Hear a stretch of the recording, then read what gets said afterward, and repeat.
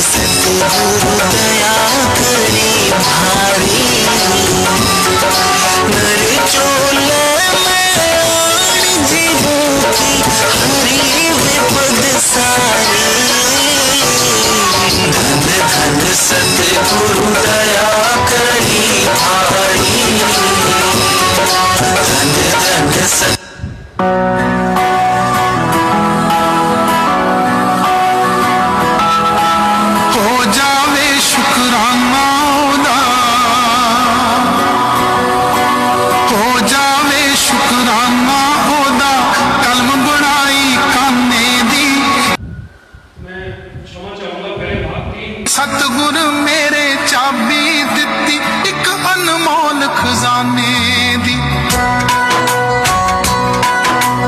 हो जावे शुकराना ओदा कलम बनाई काने दी। सतगुरु मेरे चाबी दिती एक अनमोल खजाने दी, हो जावे शुकराना ओदा।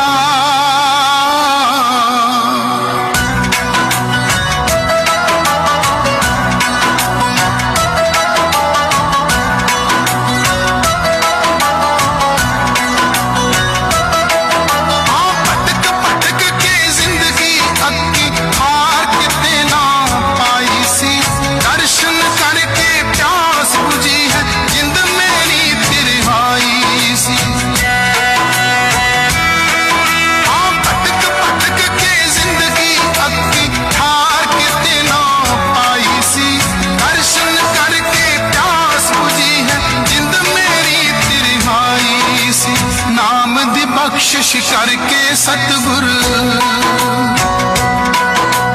नाम दी बख्शिश करके सतगुरु, कट्टी फिक्र दीवाने दी।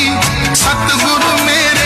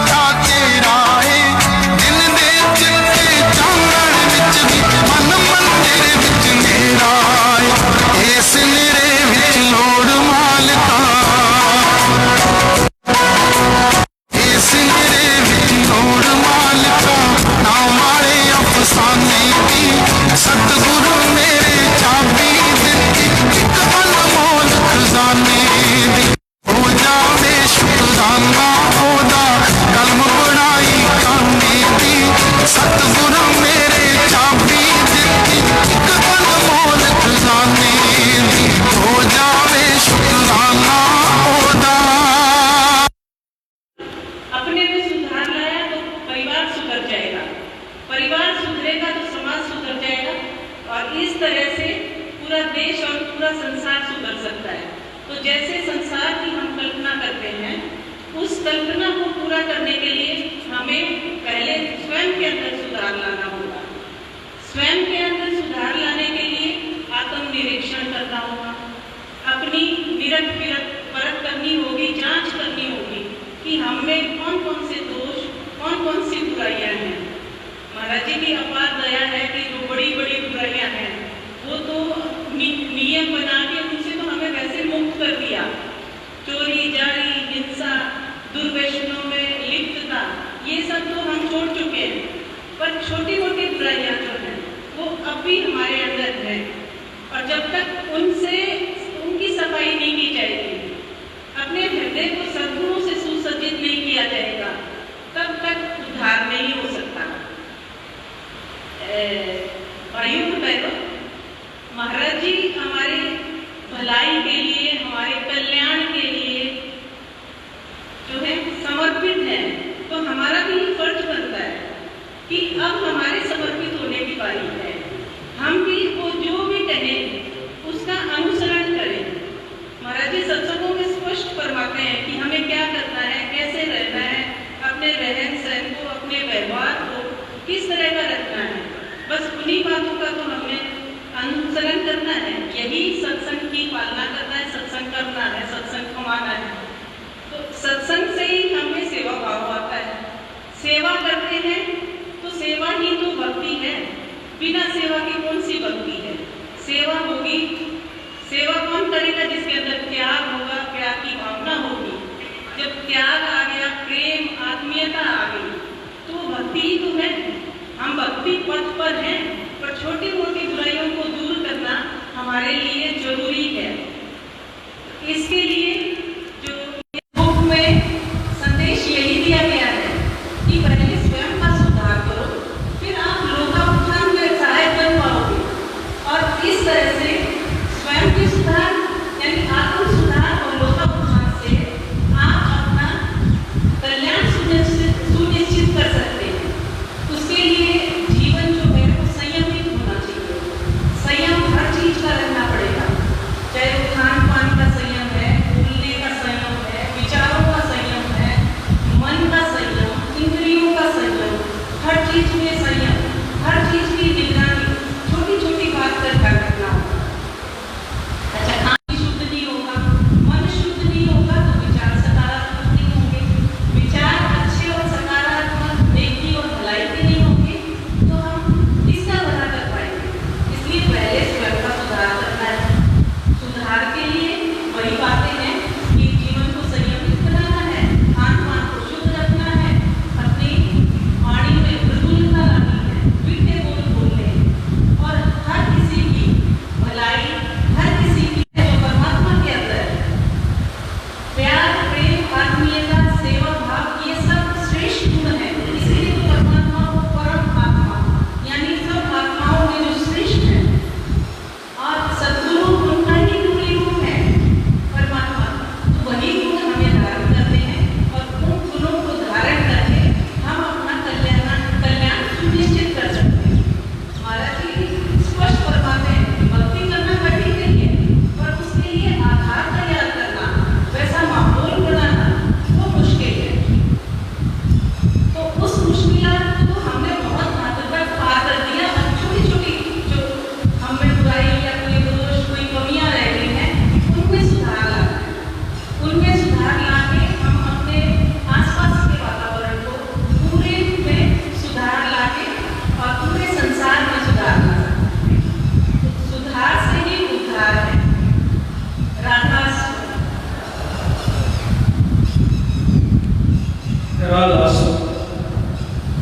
बहन निर्मला ने सदैव के शब्दों में न सिर्फ पुस्तक का सार बताया, बल्कि इस पुस्तक को ले और गुरु के वचनों को पढ़े और उनको आत्मसात करें।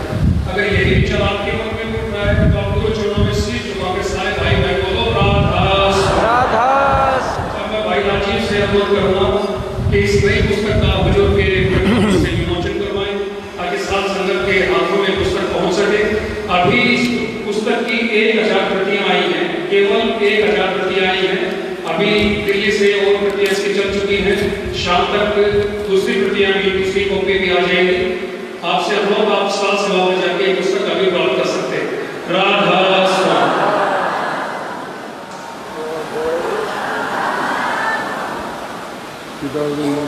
फोटो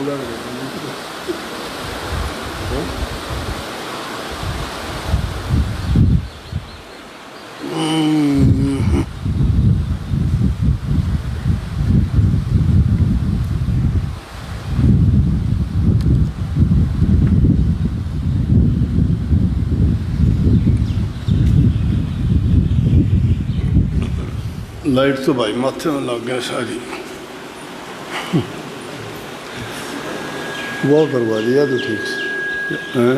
कौन सी करवाऊँ, बेरा कौन सी समझ में कौन।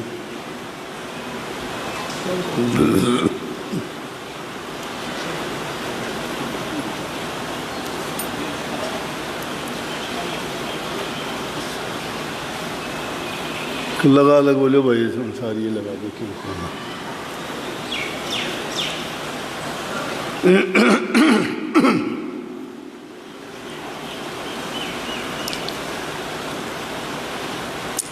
राधा स्वामी, राधा स्वामी दयाल की दया, राधा स्वामी सहाय, राधा स्वामी। प्यारे साध संगत जी, सेवादार भाइयों बहनों, दूसरे भी जितने सत्संगी यहाँ उपस्थित हैं, आप सबको पता है कि 2 दिन से ये गुरु पूर्णिमा का प्रोग्राम यहाँ जिनोद आश्रम में पहले से ही इसकी सूचना दे दी गई थी। और पहले 2 दिन में सेवादार ही आते हैं जिनके जिनमें बहुत सी सेवा काम होता है, सफाई का, बर्तनों वगैरह का, पंडाल का, बिजली का, पानी का। इतने संगत के लिए इंतज़ाम करना कोई आसान काम नहीं है, लेकिन आप प्यार से जो सेवा करते हो तो उसको आसान बना देते हो। मुश्किल काम तो वो होता है कि जिसको हम मुश्किल मानते हैं, लेकिन सेवा के काम में चाहे कोई कितना भी कठिन है, चाहे उसके लिए कितना हमें परिश्रम करना पड़ता है, उसको हम कठिन मानते ही नहीं हैं। इसीलिए आसानी से जो भी सेवा काम होता है, समय से पहले आप लोग उसको बखूबी कर लेते हैं। और सेवा करना भक्ति के लिए सबसे उत्तम और सबसे प्रथम सीढ़ी का काम है। ये चीज़ हमने पंजाब से सीखी है। पंजाब में 10 गुरु हुए हैं, सिख गुरु। उन्होंने सबसे बड़ी चीज़ सेवा को ही बताया है। और जब इसको देखा जाता है तो निश्चित रूप से सेवा ही भक्ति का सच्चा रूप है। जो सेवा करता है वो भक्ति भी करता है, सेवा करता है वो प्रेम करता है, सेवा करता है उसके दिल में श्रद्धा होती है। वैसे भी आम कहावत में भी हम कह देते हैं कि कर सेवा तो पा मेवा। मेवा कहते हैं बहुत उत्तम पदार्थ को, और मेवा कोई अलग से ऐसी चीज़ नहीं कि जिसको मेवा नाम दिया गया, नहीं। उत्तम से उत्तम चीज़ जिसमें बहुत आनंद आता हो, बहुत शांति मिलती हो और उसको प्राप्त करके इंसान को बहुत खुशी मिलती हो, उसको मेवा बोलते हैं। तो सेवा करके मेवा मिलने का हम तो शायद जितनी जिसकी समझ है, जितनी बुद्धि है, कोई संसारी पदार्थों को जानता है तो उनको प्राप्त करके सोचता है कि यही मेवा है। किसी को सेवा के बदले में धन मिल जाता है उसको मेवा मानता होगा, किसी को सेवा के बदले में कोई पारितोषिक इनाम मिल जाए उसको ऊंचा मानता होगा। लेकिन यहाँ ऐसी कोई चीज़ नहीं। यहाँ जो मेवा मिलती है वो एकदम परमार्थी दौलत है, जिसके लिए बड़े बड़े योगी, जपी, तपी, सन्यासी, संत, महात्मा, फकीर, ओलिया जिन्होंने अपने पूरे जीवन को इस कार्य को लगा के उस मेवा को प्राप्त करना चाहा, वो संतों ने इस युग में सेवा के माध्यम से प्राप्त करने का सबसे सरल तरीका बताया। जो इंसान सेवा करता है वो सारी चीज़ें जिनकी ज़रूरत पड़ती है एक भक्ति करने वाले व्यक्ति के लिए, वो इससे सहज में प्राप्त हो जाती है। सेवा करने से इंसान का अहंकार जाता है, सेवा करने से उसके दिल में प्रेम पैदा होता है, सेवा करने वाले की श्रद्धा अटूट होती है। बिना श्रद्धा के कोई सेवा नहीं कर सकता, बिना प्रेम के कोई सेवा नहीं। सेवा का नाम सेवा कर्म ही है, काम ही है। लेकिन जिस काम को हम करते हैं, दुनियादारी के इस संसार के कामों को करते हैं, वो भी सेवा है। माँ बाप सेवा संतान की करते हैं, उनकी परवरिश करना उनकी सेवा है। रोजगार करने वाले जिस महकमे में काम करते हैं उसकी सेवा करते हैं। जैसे अध्यापक शिक्षा दान करता है तो वो सेवा करता है, किसान खेत में काम करता है वो सेवा करता है। तो जो जिस क्षेत्र में काम करता है उस क्षेत्र में काम करने वाला उसी से वो मेवा प्राप्त करता है, उसके बदले में उसे कुछ मिलता है। लेकिन जो सेवा आप करने के लिए आए हो, उस सेवा के लिए ना तो आपकी कोई इच्छा है, आपकी सेवा कामना रहित है, कामना सहित नहीं है। जो सेवा कामना रख के की जाती है वो सेवा इतनी अच्छी नहीं होती। लेकिन क्योंकि सेवा करता है तो उसको मिलता तो ज़रूर है, लेकिन हम जो सेवा यहाँ करते हैं उसके पीछे आपकी कोई कामना नहीं है कि उसके बदले में आपको मिले। लेकिन उसके बदले में आपको जो गुप्त रूप से प्राप्त हो रहा है वो चीज़ें मैंने जो पहले बताई हैं वो अपने आप ही आपको मिलती जा रही हैं। मन में शांति आती है, प्रेम आपको मिलता है, अहंकार आपका चला जाता है। तो ये चीज़ें एक भगत के लिए, एक साधक के लिए ज़रूरी है कि उन चीज़ों को अपने मन से निकाल दे। अपने जीवन में अगर वो चीज़ें उनसे जुड़ी हुई हैं तो वो भक्ति के रास्ते में बाधक बन जाती हैं। अगर सीधा उन चीज़ों को कोई चाहता है कि मैं उन चीज़ों को छोड़ दूं, अगर उन पर नज़र भी रखता है तो वो किसी न किसी काम में पक्षपात बन के वो चीज़ें उसका रास्ता रोक के रखती हैं। परंतु अगर हम सेवा के काम में जब लग जाते हैं, सेवा के काम में देखते होंगे बड़े बड़े जितने मंदिर हैं, मस्जिद हैं, गुरुद्वारे हैं, उनमें आपने देखा होगा सेवकों को सेवा करते हुए कितना प्रेम से करते हैं, मस्ती में होते हैं, उनको परवाह नहीं है कौन आता है कौन जाता है। उनके निमित्त जो सेवा होती है उनकी दृष्टि सिर्फ सेवा पे ही होती है। लेकिन सेवा करते हुए उनके दिल के अंदर भावना क्या होती है? भावना यही होती है कि अगर वो गुरु की महिमा जानते हैं तो गुरु के दर्शन के लिए लालसा होती है। अगर उनकी भक्ति करने की है तो कोई उसको चाहता है कि मैं संसार से मुक्त हो जाऊं, दोबारा संसार में ना आऊं। अगर उनको किसी नाम का, भजन का या जो भी उनको कुछ मंत्र दिया गया है, कई उनका चिंतन करते रहते हैं मन में और उसी का सुमन करते रहते हैं। उसके मनन से, चिंतन से, सुमन से मन की शुद्धि होती है और शुद्ध मन में ही आदमी उस नाम की महिमा को जान सकता है। जब तक हमारा मन पवित्र नहीं है, हमारी भावनाएं शुद्ध नहीं हैं या मन में दूसरी चीज़ें जब तक भरी हुई हैं, तब तक हम उस सेवा को पूर्ण रूप से न कर पाते हैं। एक इंसान सेवा करता है लेकिन सेवा करते हुए उसकी भावना कुछ और होती है, तो ना तो सेवा में गिरती होती है और ना ही उसको उसमें कुछ आनंद प्राप्त होता है। क्यों नहीं होता? कि मन उसका और कहीं लगा हुआ होता है। और ये मन जब कहीं दूसरी चीज़ में, जैसे आप यहाँ बैठे हुए हो, मैं जो बोल रहा हूँ आप उस ध्यान उसमें नहीं है, आपका मन या आपके विचार और ख्यालात कहीं बाहर हैं, तो इसे बोलने का आप पर कोई असर नहीं है। कुछ देर के बाद में शायद आप किसी दूसरे से पूछोगे कि आज के सत्संग में क्या बताया था, सेवादारों के लिए क्या कहा गया था। और आदमी अगर जो भी कुछ आप प्राप्त करना चाहते हो तो मैं कहता हूँ निष्काम भाव से, कामना रहित होकर अगर तुम सेवा करते हो तो तुम्हें सब कुछ मिल जाएगा। इसकी कहानी बताता हूँ। एक छोटी सी, एक बच्चा था, किसी टाइम एक राजा का गुजरना हुआ वहाँ से। जब राजा वहाँ से गुजर रहा था तो बड़े बड़े लोग, कोई धनवान था, कोई ऊंचे पद वाला था, कोई प्रतिष्ठित लोग थे। राजा जब वहाँ से आया तो राजा का थोड़ा रुकने का इंतज़ाम किया, उसको चाय पानी पिलाया। और राजा जब उनके पास आया तो राजा ने उनसे हाथ मिलाया, उनसे हालचाल पूछा।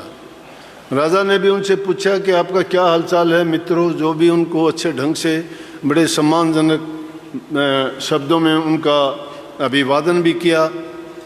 एक छोटा बच्चा ये देखता है, उसके मन में तीव्र इच्छा पैदा होती है कि देखो इन सब ने किस ढंग से राजा से मिले हैं। राजा इतना बड़ा होता है कि कितने लोग उसके हुक्म की पालना करते हैं, कितने लोगों का पालक होता है, उनसे न्याय करता है, वो उनको कितना सम्मान देते हैं। राजा जितना ऊंचा पद तो कोई हो नहीं सकता। कभी मुझे भी ऐसा हो सकता है कि मेरे से भी राजा कभी हाथ मिला के मुझसे भी ये पूछे कि मित्र क्या हाल है। बस इसी भावना को उसने पाल लिया, अपना काम करता जाता है, लेकिन ये विचार मन के अंदर इतना पुख्ता हो गया, जहाँ कहीं जाता है इसी ख्याल में, इसी विचार में सोचता रहता है कि मुझे भी कभी ऐसा अवसर मिले। लेकिन जो इंसान अपने मन के अंदर एक भावना मजबूत बना लेता है और उसी का चिंतन करता है, मन की सारी शक्तियाँ उसी में लग जाती हैं, तो निश्चित रूप से वो उसका काम कभी ना कभी फलदायक होता है। सुमरण नाम का क्या है, भक्ति है क्या? वो भी यही चीज़ है। तुम्हें जो नाम की बख्शीश की जाती है, या मंत्र कहो, गुरु मंत्र कहो, उपदेश कहो, वो जो तुम्हें दिया जाता है उसके लिए कहा जाता है कि इसका अभ्यास करो, इसके चिंतन करो, इसका सुमरण करो। जब अभ्यास करते हो तो क्या होता है, मन के अंदर बड़ी शक्ति है इंसान के। तो पूरे दिन अगर या जब भी उसको फुर्सत मिलता है, जब भी उसको टाइम मिलता है, तो उसी नाम का चिंतन करता है, सुमरण करता है, ध्यान करता है। क्यों करता है? कि उसके पीछे भावना तो ये है कि नाम के सुमरण से हमारे पाप धुल जाएंगे, बुरे कर्म है उनका जो प्रभाव है वो हट जाएगा, हमें उनके परिणाम भोगने नहीं पड़ेंगे, हमारे गुनाह और पाप उससे बख्शे जाएंगे, और हमें परमात्मा का वो रास्ता मिलेगा कि जिसके पास पहुंचने के बाद में पुनः संसार में या इस आवागमन के चक्कर में नहीं पड़ेंगे। सब रोगों से, बीमारियों से, चिंताओं से, सब चीज़ों से नाम निवृत्ति दिला देगा। निश्चित रूप से उन लोगों को इसका फल प्राप्त होता है, क्योंकि उनके दिल में ये एक भावना है, उन निश्चय है, उनकी आस्था पक्की है। गुरु ने उनको ये एक वचन दिया है कि तुम ऐसा करोगे, तो उन्होंने अपने मन की शक्ति लगाई और देखते ही देखते वही मंत्र उनके सभी काम करता है, सिद्ध हो जाता है। किसी भी चीज़ की सिद्धि प्राप्त करने के लिए तुम किसी भी चीज़ में सिद्धि और कोई चीज़ नहीं है, तुम उसको कभी ये मानते हो कि वो कहीं ऊपर से आते है या कोई उसको देता है। सिद्धि तो जमींदार भी प्राप्त करता है, हल चलाना सीखता है। हल चलाना जब उसको शुरू में बड़ी गौर करनी पड़ती है, तवज्जो देनी पड़ती है, लेकिन जब वो हल चलाना सीख जाता है उसको परवाह नहीं, फिर तो बीज भी डालता है उसी हाथ से, सीधा बैलों को भी लेके चलाता रहता है और उसको परवाह ही नहीं, देखता रहता है इधर उधर भी सब, क्योंकि उसने उसमें निपुणता प्राप्त कर ली। यही है वो सिद्धि। किसी चीज़ को करते करते उसको इतना उसमें पारंगत हो जाओ कि आपको उसका सब चीज़ों के बारे में ज्ञान प्राप्त हो जाए, यही सिद्धि है। तो जब नाम का सुमरण करते हो, लेकिन विडंबना है ये, हम ऐसा करते नहीं हैं। हमने नाम तो ले लिया, लेकिन नाम लेने के बाद में नाम के गुण को नहीं पहचाने हैं। अगर नाम के गुण को पहचानते तो हम उसका सुमरण करके, चिंतन करके हम भी उससे वो लाभ प्राप्त कर लेते, लेकिन हम तो नाम लेके भी वैसे के वैसे रह जाते हैं। क्यों रह जाते हैं? कि गुरु ने जो बताई उसे ढंग से ना तो उसका अभ्यास किया, ना कभी उसका चिंतन किया, और ना ही उसमें अपने मन को पूर्ण रूप से कभी लगाया।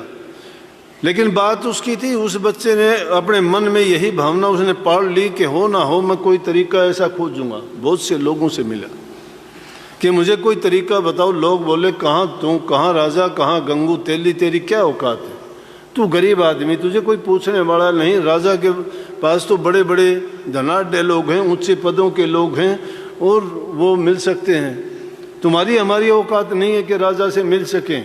अपना जो तेरे निमित्त काम है उसका करता रहे, और क्यों ऐसी बात करता है। लेकिन ऐसे करते करते एक व्यक्ति मिला, उसने कहा कि देखो अगर तेरी ये भावना ही है और अगर तू ऐसा चाहता ही है तो ये तो कोई महात्मा या फकीर, कोई संत आपको ये रास्ता दिखा सकता है, और कोई आपको ये नहीं बता सकता। चलो, उसकी इच्छा बड़ी तीव्र थी और वो किसी भी प्रकार से इसको छोड़ नहीं सकता था। उसने अपने मन में इस बात को पुख्ता कर लिया कि हो ना हो, चाहे ज़िंदगी में कुछ भी हो जाए, मैं ये काम करके रहूँगा, मैं ये काम करके रहूँगा। जब भी कोई ऐसा संकल्प उठा लेता है मन में, मैं ये करके रहूँगा, तो वो इंसान कर लेता है। क्यों कर लेता है? कि वो चाहे उसमें कितनी बार असफलता हो, घबराता नहीं, गिरता नहीं, उठता है। वो असफलताओं से घबरा के बैठ जाना तो अपनी निर्बलता और दुर्बलता दिखानी है। कभी भी अपने साहस को ना छोड़ो। हिम्मत करके अगर तुम लगते हो तो जो इंसान हिम्मत करके लगता है उसको शक्तियां देने के लिए प्रकृति की सारी शक्तियां आ जाती हैं और उसको ताकत दे के उभार देती हैं और उसी में वो शक्ति प्रदान कर देती हैं, जिसके कारण अंत में उसको सफलता जरूर हासिल होती है। अगर नहीं भी होती तो उसको संतुष्टि उस चीज़ से हो जाती है कि उसको क्यों नहीं हुई।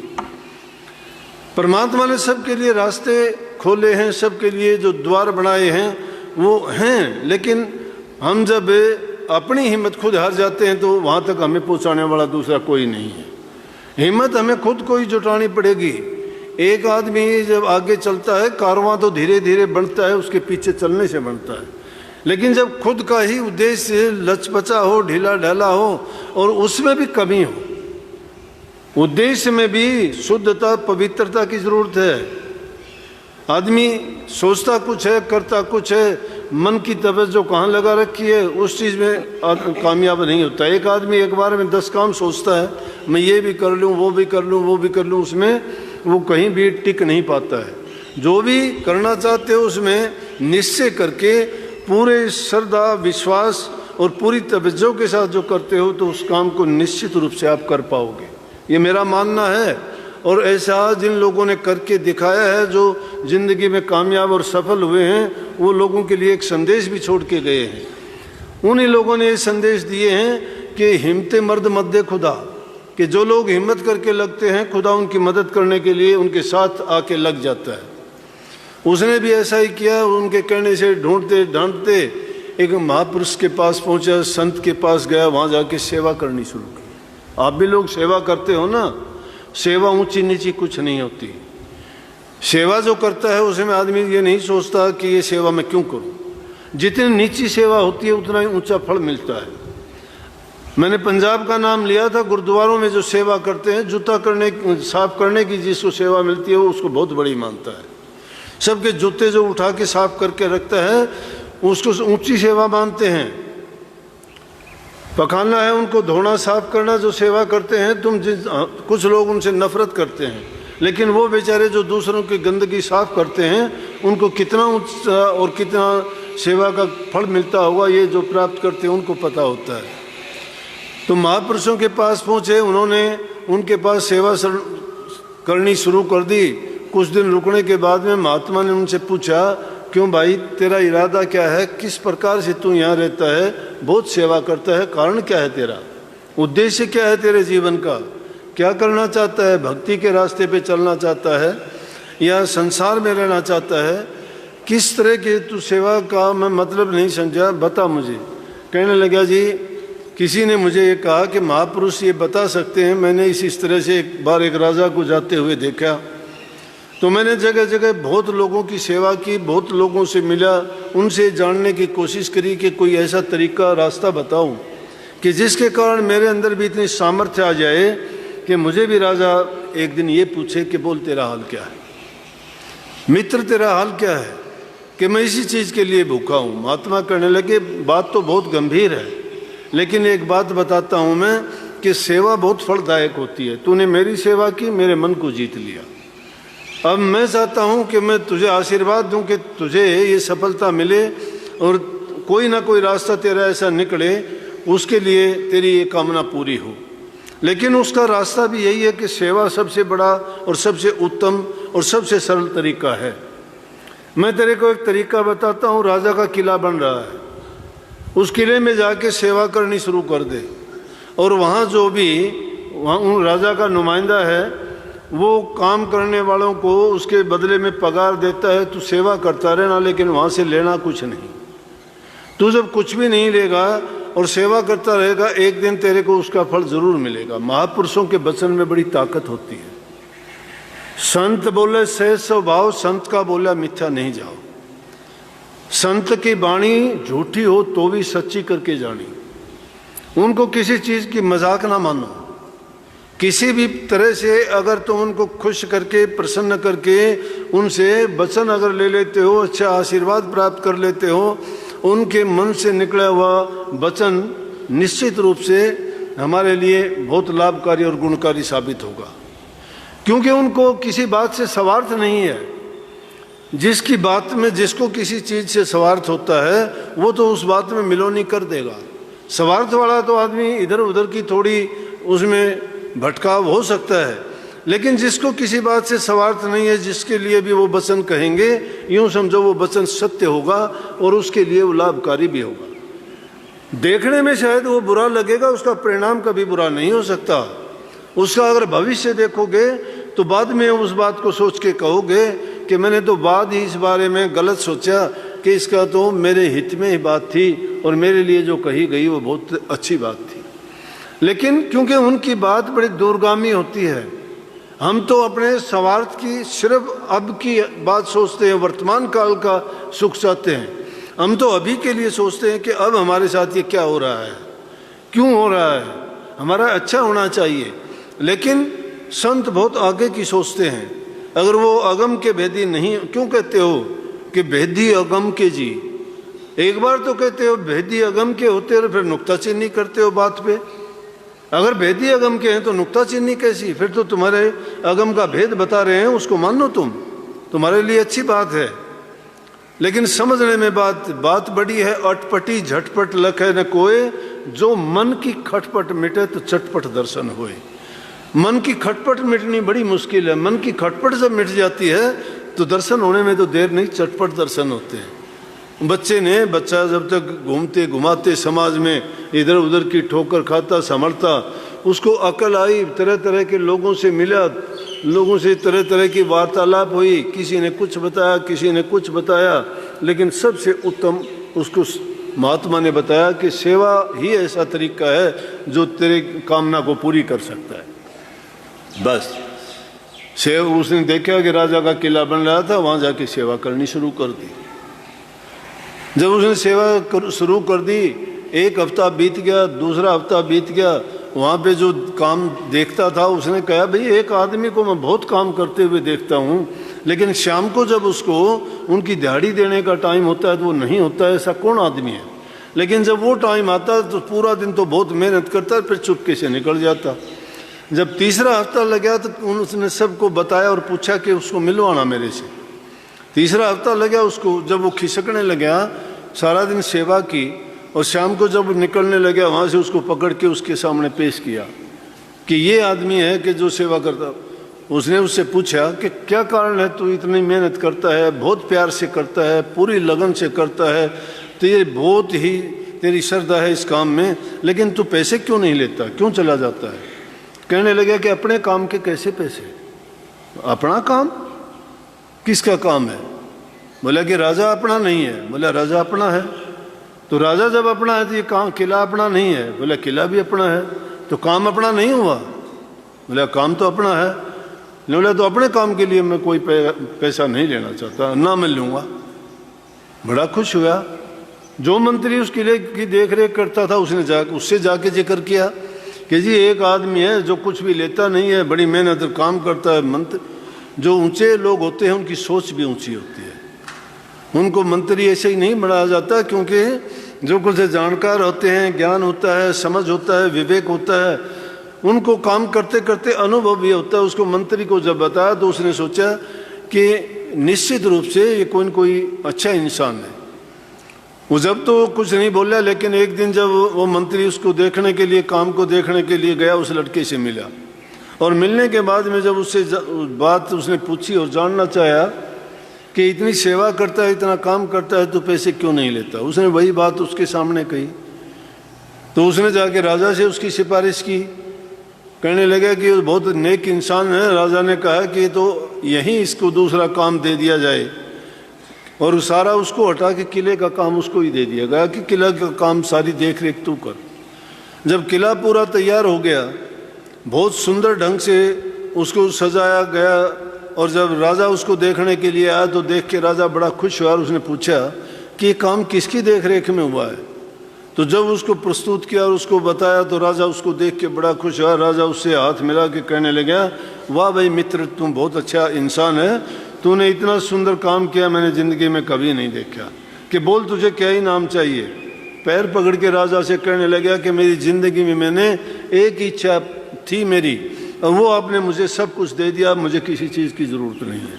बोला कि वो कौन क्या दिया मैंने, कि मैंने ज़िंदगी में एक बार आपको इस तरह से दूसरे लोगों से हाथ मिलाते हुए देखा था, और मेरे मन में ये विचार आया था कि मेरे साथ भी राजा ऐसा अगर करे किसी दिन तो मेरा जीवन सफल हो जाएगा। कि आज वो दिन आ गया, आपने मेरे से मेरा हाल चाल पूछ लिया, हाथ मिलाया, और मेरी सब मनोकामनाएं पूरी होगी। मैं अब खुश हूँ, मेरे जीवन से संतुष्ट हूँ, मुझे कुछ नहीं चाहिए। राजा कहने लगा, जब तेरा इतना प्यार है और तूने इतनी कुर्बानी अगर मेरे लिए की है तो आधा राज तेरा है, तो राज के काबिल है। और इतना त्यागी, इतना अच्छा इंसान, इतना हितकारी, जो मेरे हित की बात सोचता है, और इतने थोड़े समय में तूने इतना अच्छा काम किया है, तो तुझे मंत्री बनाया जाता है। उसको मंत्री बना दिया गया, और राजा ने उसको अपने करीब रखा।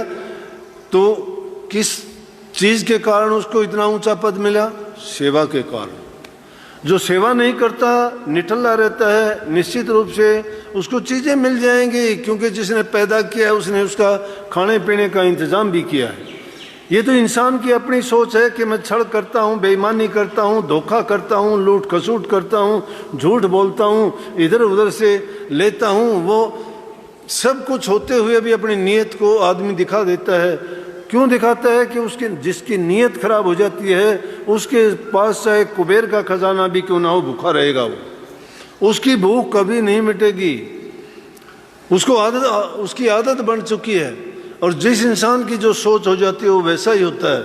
लेकिन ऐसी चीज़ों को अगर तुम जीतना चाहते हो, मन में शुद्ध और पवित्र विचार रखना चाहते हो, और अपने जीवन में कामयाबी हासिल करना चाहते हो, तो उसका सबसे उत्तम तरीका सेवा का है। सेवा कैसी भी हो, और दरबार की सेवा तो जिसको मिल जाए उसको तो अपना भाग सराहना चाहिए। सेवा किसी से भी मिल जाए, सेवा किसी से भी मिल जाए, जिसको जो सेवा मिले वो सेवा उसको खुश होकर स्वीकार करनी चाहिए, उसको छोड़ नहीं देना चाहिए। कईयों की गलती होती है, सेवा काम किसी से लेना होता है, ये तो सतगुरु जानता है। किसी से तन की सेवा लेनी होती है, किसी से मन की सेवा लेनी होती है, किसी से धन की सेवा लेनी होती है, और किसी से सुरत की सेवा लेनी होती है।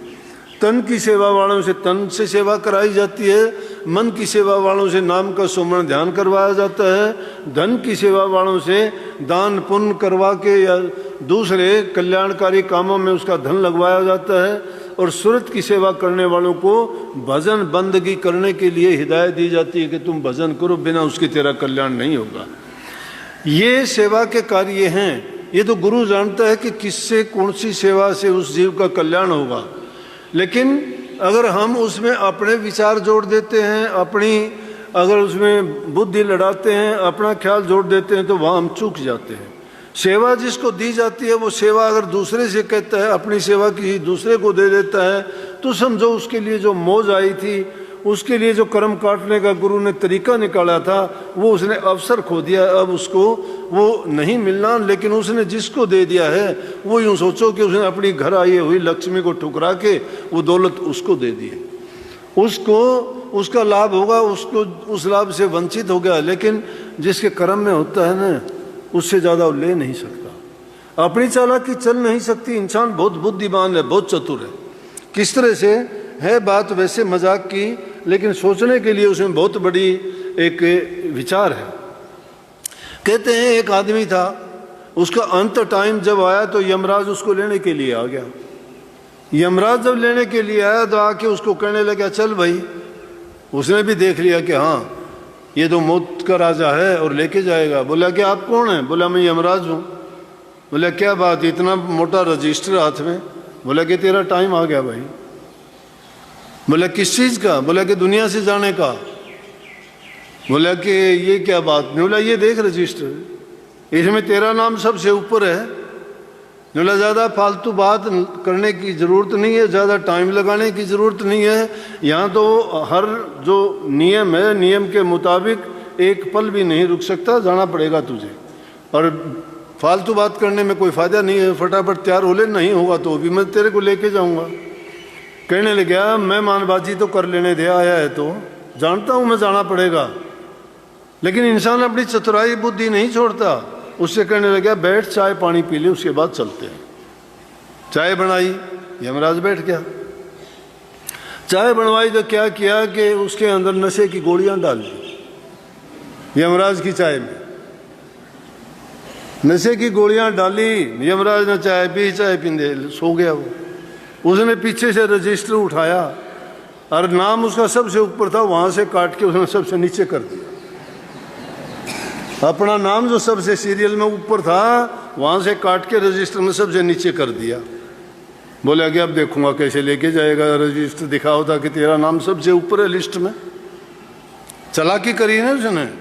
यमराज उठा, घंटे में 2 घंटे में उठ के देखा कि ओह, बोला भाई चाय में बड़ा आनंद आया, बहुत अच्छी थी, बहुत मुझे खुशी मिली, और अब चलने की तैयारी कर।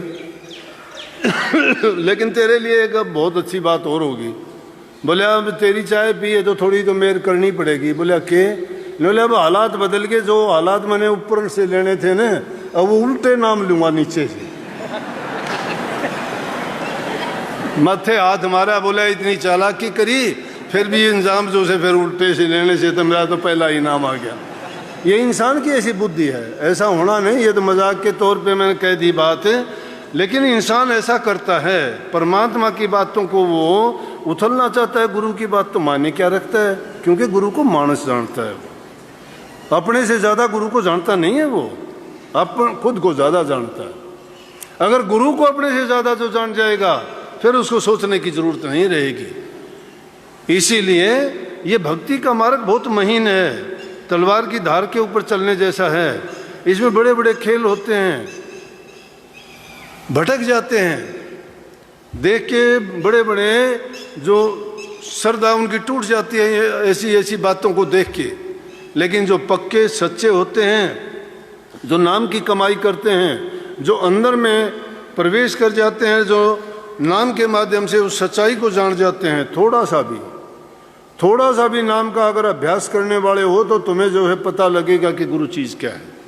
जो नहीं करता है वो नहीं जानता, वो अपने से ज़्यादा जानता ही नहीं है, क्योंकि हम बाहर फिरते हैं, अंदर में तो देखा ही नहीं कि अंदर में है क्या। बाहर से जानते हैं कि बाहर से ये चीज़ है, तो बाहर से जो दिखाई देने वाली चीज़ क्या है, सब के सब एक जैसे दिखाई देते हैं। अरे सिर्फ समुद्र के अंदर रहती है, पानी का समुद्र कितना बड़ा अथाह भंडार है, लेकिन फिर भी उसमें पानी नहीं पीती। वो पानी के अंदर रहती हुई भी पानी नहीं पीती है। पानी तो नक्षत्र की बूंद पीती है। वो जब बारिश होती है तो ही ऊपर आके मुंह खोलती है, नहीं तो पानी में समुद्र में रहती हुई अपना मुंह नहीं खोलती, पानी की उसकी जरूरत नहीं होती। गुरुमुखों का रास्ता उस सिप्पी की तरह से है कि वो गुरु के वचन को इस प्रकार से ग्रहण करता है, जो सार वस्तु उसको तो ग्रहण करता है, बाकी संसारी चीज़ें तो रात दिन चारों तरफ से घेरे रखती हैं, फिर भी लेकिन उस पर असर नहीं होता है, क्योंकि उनको पता है चंदन के पेड़ को सांप काले डंक मारते रहते हैं उसकी खुशबू को देख के। इसी प्रकार से ये जग काला नाग है। अच्छी चीज़ों की तरफ जब जाते हो तो तुम्हें बहुत अनेक प्रकार की ऐसी ऐसी चीज़ें दिखाई देंगी, और वो तुम्हारा रास्ता रोक के खड़ी हो जाएंगी, ऐसी ऐसी बाधाएं डालेंगी। लेकिन मैं कहता हूँ सेवा जो इंसान करता जाएगा, बड़ी बड़ी कहानी सुनी है सेवा के माध्यम से। नाम के जपना वाला भी भटक जाता है, सेवा करने वाला नहीं भटकता है। सेवा का तो फैसला तुरंत होता है। इसलिए आपको जो सेवा का अवसर मिला है वो सबसे अच्छा, सबसे सरल और इससे आसान रास्ता कोई नहीं है भक्ति करने का।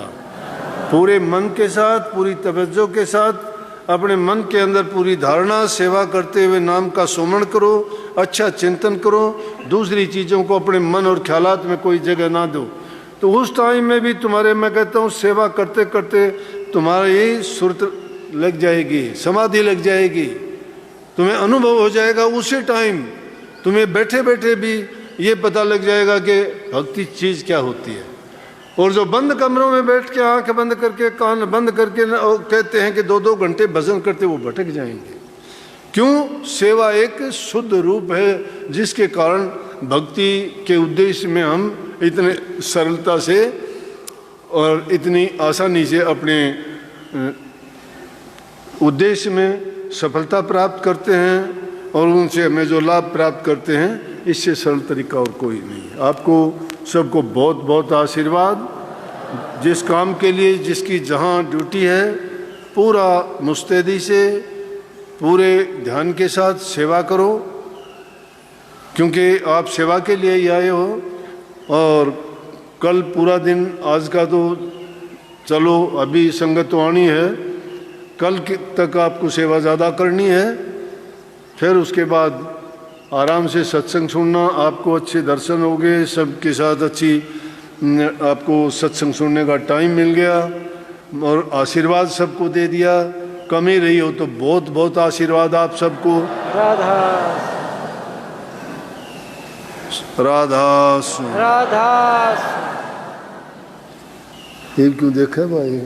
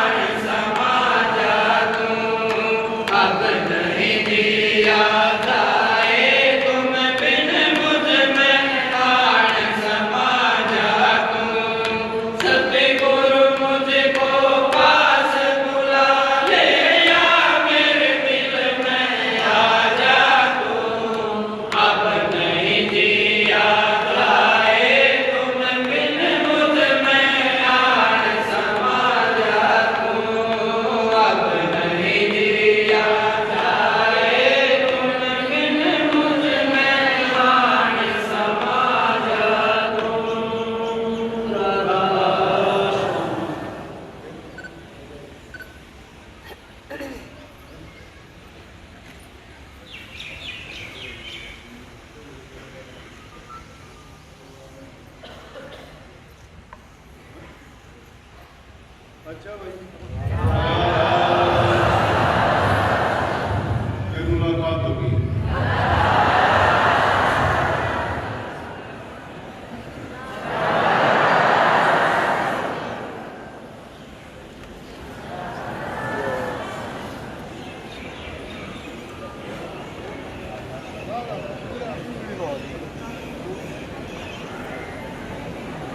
रुक जाए